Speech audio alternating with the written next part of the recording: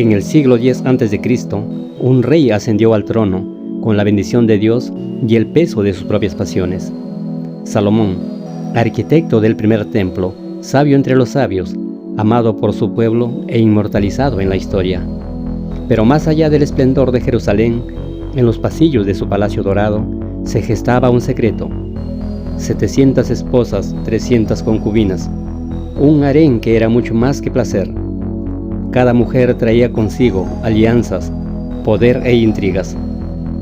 Con cada matrimonio, Salomón extendía su reino, pero también alimentaba algo más peligroso, una sombra que con el tiempo amenazaría con consumirlo todo. La Biblia lo llama el más sabio de los hombres, pero guarda un pasaje inquietante. Sus mujeres inclinaron su corazón hacia dioses ajenos. Primera de Reyes 11:4. ¿Quiénes eran esas mujeres? ¿Qué secretos trajeron consigo? En las sombras de su reinado, rituales prohibidos florecieron, y siglos después, la arqueología reveló altares paganos a las ciudades de un rey que juró lealtad a un solo Dios. ¿Sabiduría o el principio de su caída? Este es el viaje prohibido que tal vez no quieras escuchar. Desde los papiros egipcios que mencionan a sus esposas extranjeras, hasta los ídolos de Astarte enterrados bajo el palacio real. Una historia de lujuria, idolatría y el momento en que el heredero de David sacrificó su alma en el altar del deseo. Salomón, hijo de David, heredó un reino unificado y lo transformó en un imperio. La Biblia lo glorifica. Dios le dio sabiduría y discernimiento más vastos que las arenas del mar. Construyó el majestuoso templo de Jerusalén, acumuló riquezas de tierras lejanas, y su sabiduría atrajo a reyes de Egipto hasta Babilonia. Lo llamaban el hombre más sabio del mundo, pero detrás de su grandeza había algo más, algo que pocos se atreven a cuestionar. Primera de Reyes 3:1 menciona un detalle inquietante. Salomón selló una alianza con Egipto al casarse con la hija del faraón. No fue un simple matrimonio, fue el primer movimiento de un juego de poder. Cada esposa representaba un pacto, cada unión un reino bajo su dominio. Pero con cada alianza llegaron dioses ajenos, templos extraños y rituales que poco a poco contaminaron su pueblo. ¿Hasta dónde estuvo dispuesto a llegar? Lo que comenzó con un reinado glorioso, terminó en revueltas, hambrunas y decadencia. Porque cuando el poder se construye sobre concesiones peligrosas, tarde o temprano el precio es el alma. El harén de Salomón no fue un capricho ni un símbolo de lujo desmedido, fue una máquina de poder. Cada una de sus 700 esposas y 300 concubinas representaba un tratado, una alianza, una frontera asegurada. La más famosa fue la hija del faraón, una princesa egipcia que llegó a Jerusalén con un séquito de sirvientes y sacerdotes. Pero ella no fue la única. En Primera de Reyes 11:3, la Biblia revela: tuvo 700 esposas de rango principesco y 300 concubinas, y sus mujeres desviaron su corazón. ¿Por qué tantas? Porque cada matrimonio era un pacto. Fenicias para controlar las rutas comerciales del Mediterráneo, moabitas para pacificar tribus rebeldes, hititas para asegurar el norte. Pero detrás de los muros del palacio, la vida en el harén era más compleja de lo que parece. Las esposas, aunque privilegiadas, vivían en una jaula dorada. Las concubinas, por su parte, tenían aún menos derechos. Eran propiedades del rey, intercambiables, olvidables. El Talmud babilónico, Sanedrín 21b, describe a Salomón como un hombre obsesionado con su harén, hasta el punto de desafiar las leyes divinas. Y aquí está el giro oscuro. Estas mujeres no llegaron solas, trajeron consigo a sus dioses, sus rituales, sus altares, Astarte, Moloch, Quemos, nombres prohibidos que resonaron en las colinas de Jerusalén.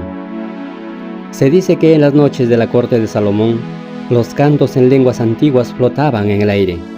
Esposas extranjeras encendían incienso en honor a Moloch, el dios que exigía sacrificios impensables.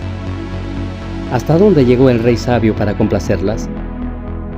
La Biblia lo deja claro, sus mujeres desviaron su corazón. Pero esto no fue un simple desliz, fue una caída calculada. No solo permitió que adoraran a sus dioses, les construyó altares, y allí comenzó el verdadero horror. En Megiddo y Azor, ciudades que Salomón fortificó, la arqueología ha desenterrado algo perturbador. Altares de piedra tallados con serpientes entrelazadas y soles alados, símbolo de cultos cananeos, símbolos que Salomón juró erradicar. Pero estos altares no estaban en templos paganos, estaban en sus propias ciudades, junto a palacios reales. ¿Eran ofrendas para sus esposas? ¿O lugares donde el rey mismo participaba de rituales oscuros? Hay un detalle escalofriante. Los altares están orientados hacia el este, hacia el amanecer, hacia Ra, el dios sol egipcio, el dios de la primera esposa de Salomón, la princesa del Nilo. ¿Coincidencia? Y hay más. En Azor, un templo fue quemado hasta los cimientos.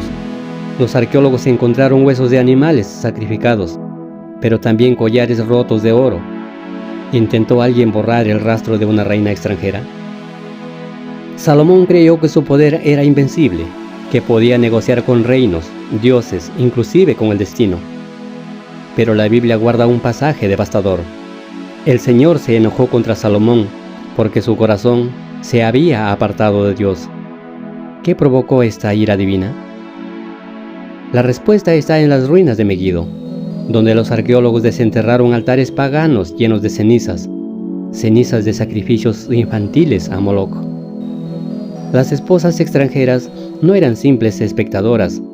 Según el historiador Steven Bitzman, presionaron a Salomón para construir templos a sus dioses. Astarte, la diosa cananea de la fertilidad, exigió rituales de sangre. Quemos, dios moabita, reclamó lealtad absoluta. Y Salomón, el rey sabio, concedió dichas peticiones. Levantó altares en las montañas, quemó incienso en altares prohibidos, y según la Biblia, siguió a Astarte.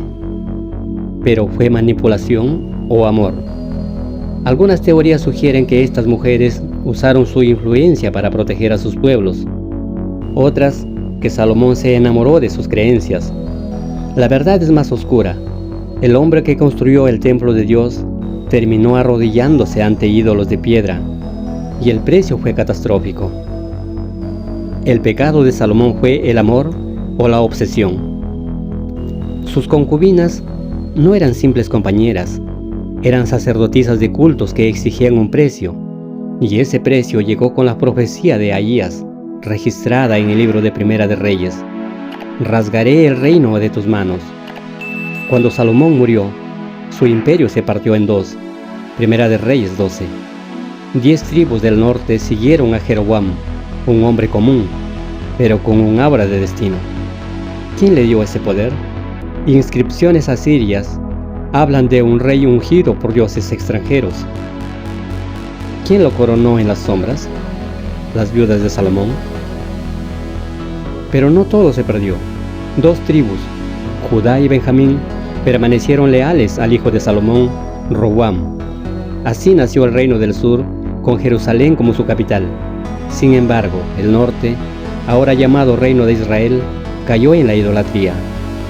Jeroboam, según el libro de Primera de Reyes, erigió becerros de oro en Betel y Dan, diciendo: estos son los dioses que te sacaron de Egipto. Las concubinas no desaparecieron, algunas huyeron a Egipto, otras a tierras lejanas, pero su legado perduró.